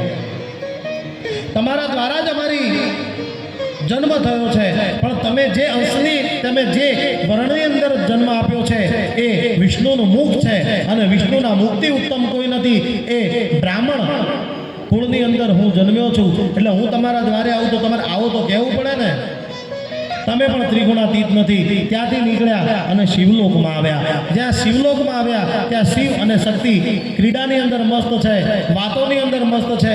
અને એ ભૃગુ ઋષિ આવ્યા, એમને ખબર, ભગવાન શિવને તો ખબર છે કે આ નારાયણની લીલા છે, પણ શિવે પણ ધ્યાન ના આપ્યું. અંતે શિવને પણ કીધું, તમે તો આ અમંગળ વેશ ધારણ કરો છો, અને આવી રીતે સંસારમાં રહો, તમને આટલો વિવેક નહીં કે બ્રાહ્મણ તમારા દ્વારે આવે તો તમે આવો કહો. ત્યાંથી પણ એ નીકળ્યા, અંતે વૈકુંઠની અંદર આવ્યા. જ્યાં વૈકુંઠની અંદર આવ્યા ત્યાં ભગવાન યોગ નિદ્રાની અંદર વિરાજમાન છે. માં લક્ષ્મી એમના ચરણોની સેવા કરે છે. આ બાજુ શેષ નારાયણ એમને ગાદલું બની અને ભગવાનની સેવા કરી રહ્યા છે. આ બાજુ શેષ નારાયણ છત્રછાયા કરેલી છે, અને ભગવાન પોતે ધ્યાનની અંદર છે. શિવસ્ત હૃદયમ વિષ્ણુ, વિષ્ણુ હૃદયમ શિવ. ભગવાન શિવનું ધ્યાન કરી રહ્યા છે, અને જ્યાં શિવનું ધ્યાન કરે ત્યાં ભૃગુ ઋષિ આવ્યા, અને ભગવાન વિષ્ણુએ પણ એમને આવો એમને કીધું. હવે બન્યું એક જગ્યાએ ફેલ પડ્યા, 2 જગ્યાએ ફેલ પડ્યા, ત્રીજી જગ્યાએ જ્યાં આશા હતી ત્યાં આવીને ફેલ પડ્યા. એટલે પછી ક્રોધે ભરાવ્યા અને કીધું કે વિષ્ણુ, હું તારા દ્વારે આવ્યો, મને એમ કે તું ત્રિગુણાતીત, તમે ત્રિગુણાતીત છો, પણ તમે પણ મારા આ પરીક્ષાની અંદર પાસ નહીં થયા અને તમે મને આવો ન કીધું, તમારા અંદર આટલો પણ વિવેક નથી અને ક્રોધમાં આવી અને ભગવાન નારાયણની છાતીમાં લાત મારી. અને જ્યાં લાત મારી ત્યાં ભગવાન નારાયણ જાગ્યા અને એમના ચરણોની સેવા કરવા લાગ્યા. હે બ્રાહ્મણ શ્રેષ્ઠ, હે ભૃગુઋષિ, તમારા ચરણોને કાંઈ થયું તો નથી ને? અરે આ મારી જે છાતી છે ને એ વજ્ર સમાન છે, એ શિલા સમાન છે, કદાચ તમારા ચરણોને તો કંઈ થયું નથી ને? અને ચરણોની સેવા કરવા લાગ્યા. આ બધું જોઈ અને માં લક્ષ્મી ક્રોધમાં આવ્યા. માં લક્ષ્મી ક્રોધમાં આવ્યા અને પછી કીધું કે ભગવાન, એક તો તમારી છાતીમાં લાત મારી, પાછી તમે એમના ચરણોની સેવા કરો. તો કે બ્રાહ્મણ છે,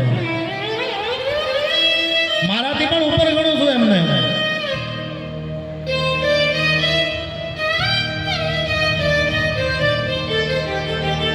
હે લક્ષ્મી, હું દરેક જગ્યાએ પહોંચી નથી વળતો, માટે એ સૃષ્ટિ ઉપર મેં મારા અંશ મોકલ્યા અને એ ભૂ ઉપર દેવની મેં રચના કરી, માટે એમને ભૂદેવ કહેવાય છે. એવા ભૂદેવને પછી ચરણોને વાગવું ના જોઈએ આપણા દ્વારા. એ ભૂદેવ છે, એ ધરતીના દેવ છે. જ્યાં હું પહોંચી નથી વળતો ત્યાં મેં બ્રાહ્મણોને મોકલ્યા છે, મારા જ અંશ છે. અને લક્ષ્મીએ કીધું એ બધું બરોબર છે, પણ તમારા છાતીમાં લાત મારી એ તો તમે ધ્યાન રાખો. તો કે મારું અવિવેક જાણે મને કદાચ દંડ આપ્યો છે તો હું સ્વીકાર કરી લઈશ બાપ. જો તમે ભગવાન તો જુઓ, ક્યારેક બ્રાહ્મણો અવિવેક થઈને કંઈક કરી દે, પણ ભગવાન ખોટું નથી લગાડતા, કારણ કે ભગવાનને ખબર છે કે એની અંદર પણ ભક્તિ છે.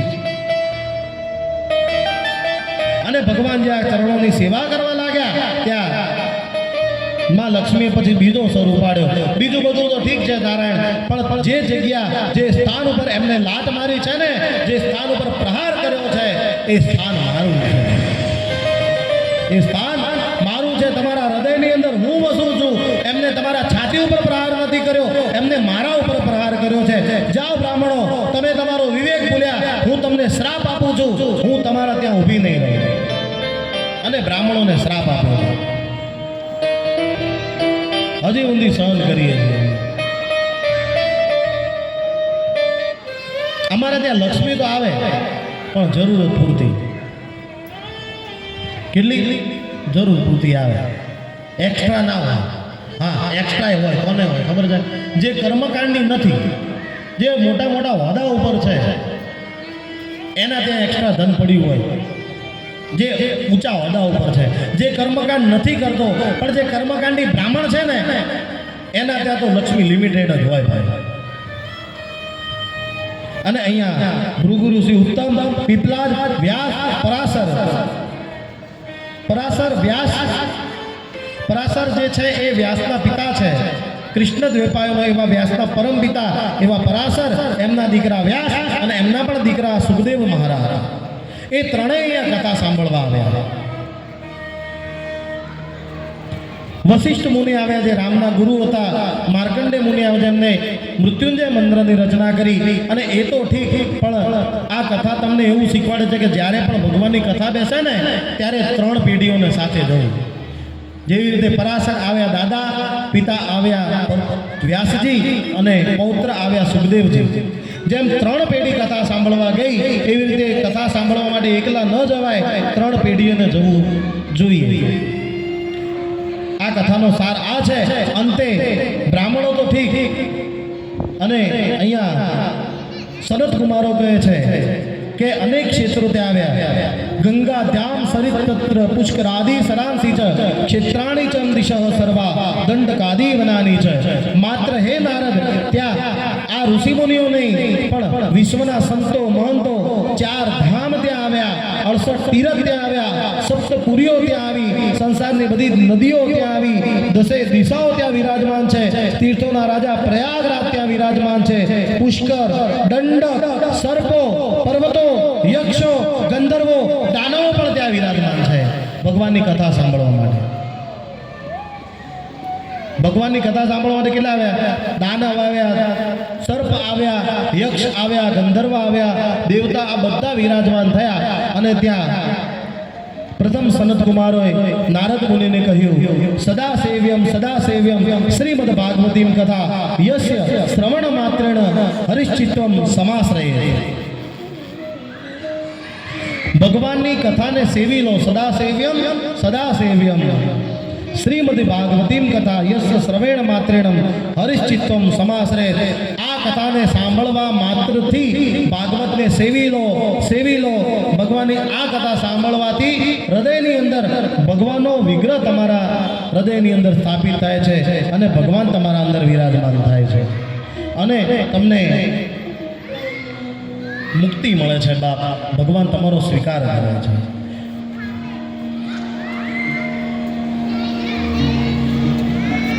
ભગવાનની કથા સાંભળવા આવો ને, ભગવાનની કથાની અંદર કેટલો પાવર છે.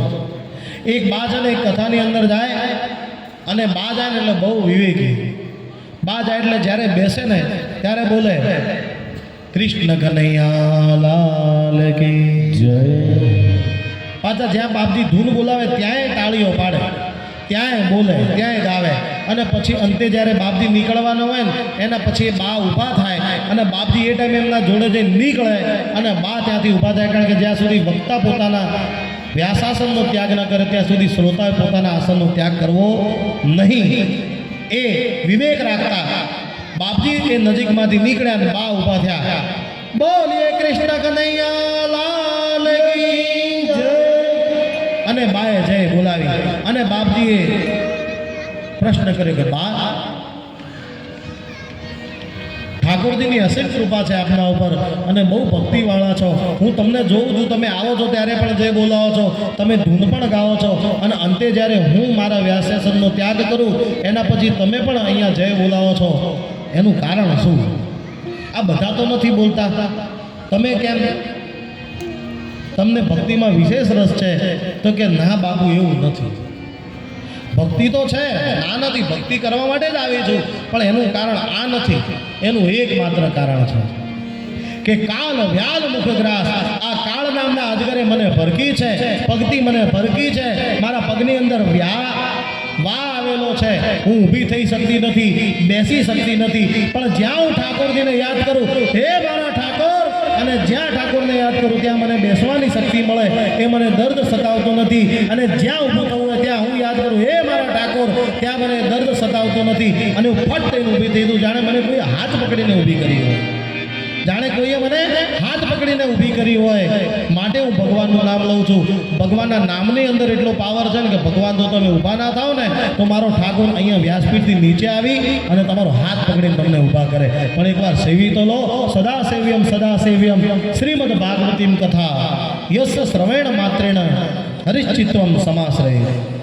અહીંયા આ બાને ઊભા કરે ને અહીંયા ત્યાં ભાગવત કથા ગવાય છે આનંદ ઘાટ ઉપર.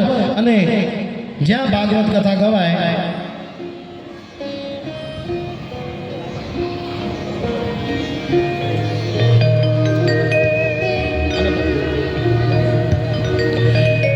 એ આનંદ ઘાટ ઉપર જ્યાં ભાગવતજી ના શબ્દો શ્લોકો સનત કુમારના મુખમાંથી નીકળે અને બધા સભાસદ દેવર્ષિ નારદ દ્વારા બધાએ સાંભળે છે.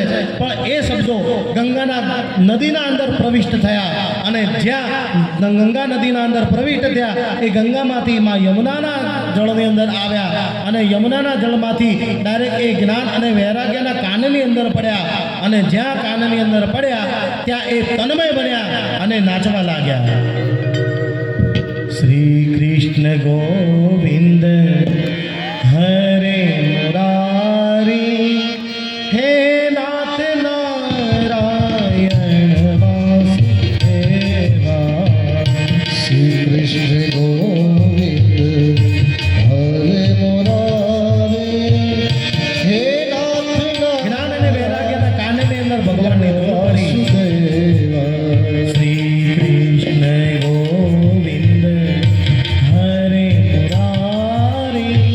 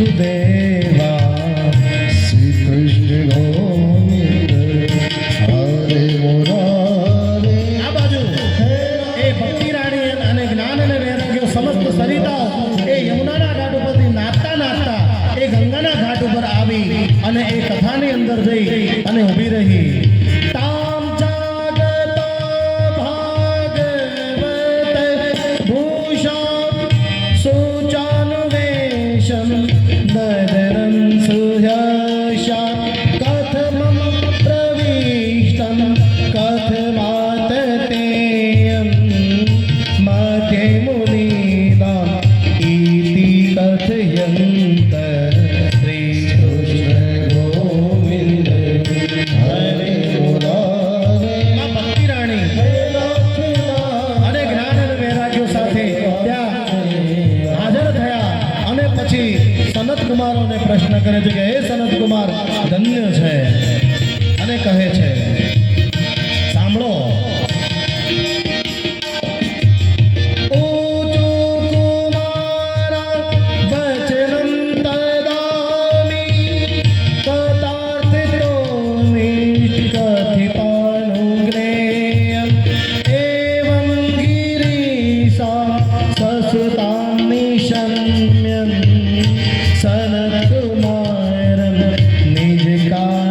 નિજકાનગમ્યા શ્રી કૃષ્ણ ગોવિંદ હરે મુરારે હે સનતકુમારો હું ભક્તિ રાણી આજે તમારા કારણે મારા જ્ઞાન અને વૈરાગ્ય જાગ્યા છે અને હું ભગવાનની કથા સાંભળવા આવી છું અને હું ક્યાં બેસું ક્યાં વિરાજે મને ઉચિત આસન આપો અને અહીંયા સુતજી કહે છે ભક્તેષુ ગોવિંદ સ્વરૂપ કરતી પ્રેમે કહતી પરરોગતી શાંતં ચ નિષ્ઠં સુદેશરં નિરંતર વૈષ્ણવ માનસાની શ્રી કૃષ્ણ ગોવિંદ હરે મુરારે અહીંયા સદગુરુએ કહ્યું કે હે ભક્તિ રાણી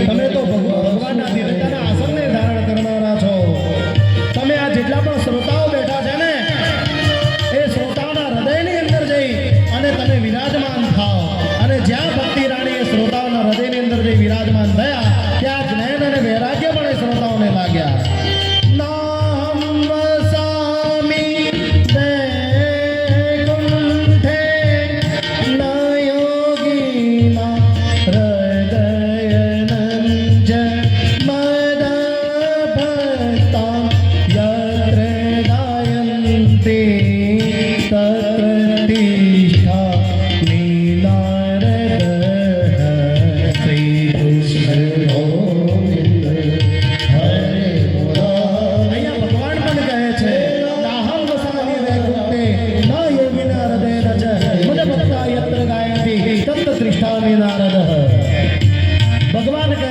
છે કે નથી હું રહેતો વૈકુંઠની અંદર નથી હું વસતો હૃદય યોગીના હૃદયની અંદર હું તો માત્ર ને માત્ર મારા ભક્તોના હૃદયની અંદર વિરાજમાન છું યત્ર ભાગવતી વાર્તા તત્રમ ભક્તામ દ્વિકમ પ્રજે શ્રીમદ ભાગવત કથાનું જ્યાં ગાન થાય ને ત્યાં ભક્તિ રાણી વિરાજમાન હોય છે યસ્ય સ્મરણ માત્રેણ પાપ હાનિ પ્રજાયતે જેના સ્મરણ માત્રથી પાપો મુક્ત થઈ જવાય બાપ એવામાં ભક્તિના હૃદયની અંદર ધારણ કરી અને એમાં ભક્તિ રાણી પણ ભગવાનનું ભજન સાંભળે શ્રી કૃષ્ણ ગોવિંદ હરે મુરારી હે નાથ નારાયણ વાસુદેવા શ્રી કૃષ્ણ ગોવિંદ હરે મુરારે હે નાથ નારાયણ વાસુદેવા હે નાથ નારાયણ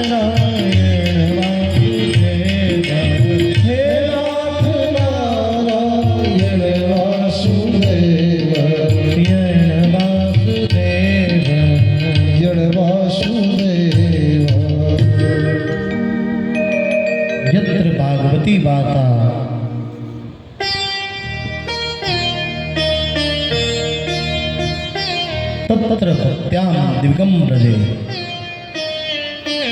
જ્યાં ભગવાનની વાર્તા હોય ને ત્યાં જ મારા નારાયણ વિરાજમાન હોય.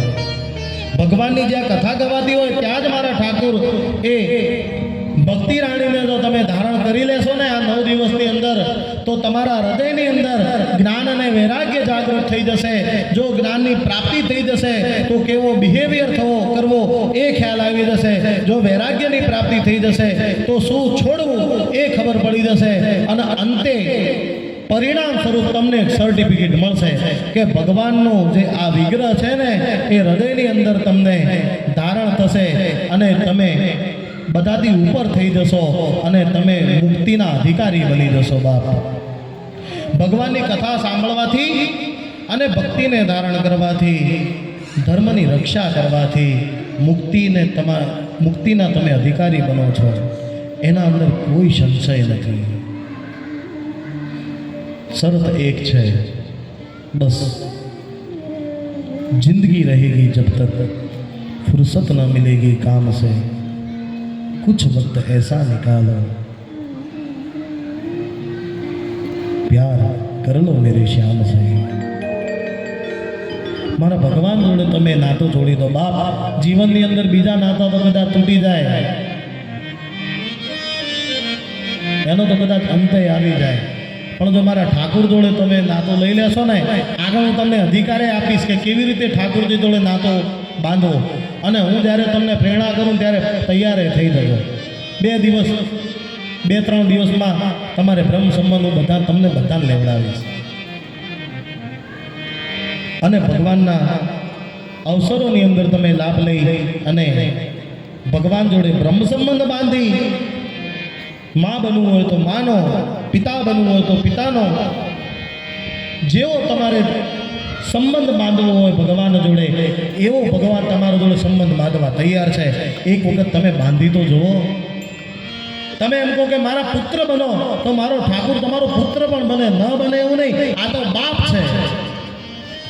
બાપના તો આશીર્વાદ લેવાના હોય, પણ જો હૃદયની અંદર ભક્તિ છે અને જો ભાગવતની અંદર તમે વિરાજમાન છો તો ભગવાન તમારા દીકરા પણ બનવા તૈયાર છે. એ અધિકાર હું તમને અપાવીશ 5મા દિવસે. એમ તો નિત્ય અધિકાર અપાવી શકું, પણ કથા ગાવીએ અને બધું કરીએ એટલે બધું હું તમને પ્રસંગો બધા ન ઉજવી શકું, પણ જે મુખ્ય આધાર છે હું ઉજવીશ અને તમને બધાને અધિકારી બનાવીશ. અહીંયા કહે છે કે યસ્ય સ્મરણ માત્રેણ પાપ હાનિ પ્રજાયતે. જ્યાં સૂત મહાપુરાણીએ અને જ્યાં સનત કુમારોએ કહ્યું કે યસ્ય સ્મરણ માત્ર પાપ હાનિ પ્રજાયતે, માત્ર ભગવાનનું ભજન કરવાથી તમે પાપમાંથી મુક્ત બનો છો. અને જ્યાં એવો પ્રશ્ન કર્યો ત્યાં જ્ઞાની હોય ને એને જિજ્ઞાસા વધે. શું વધે? જ્ઞાન કોને કીધું? કે જેને જિજ્ઞાસા વધે.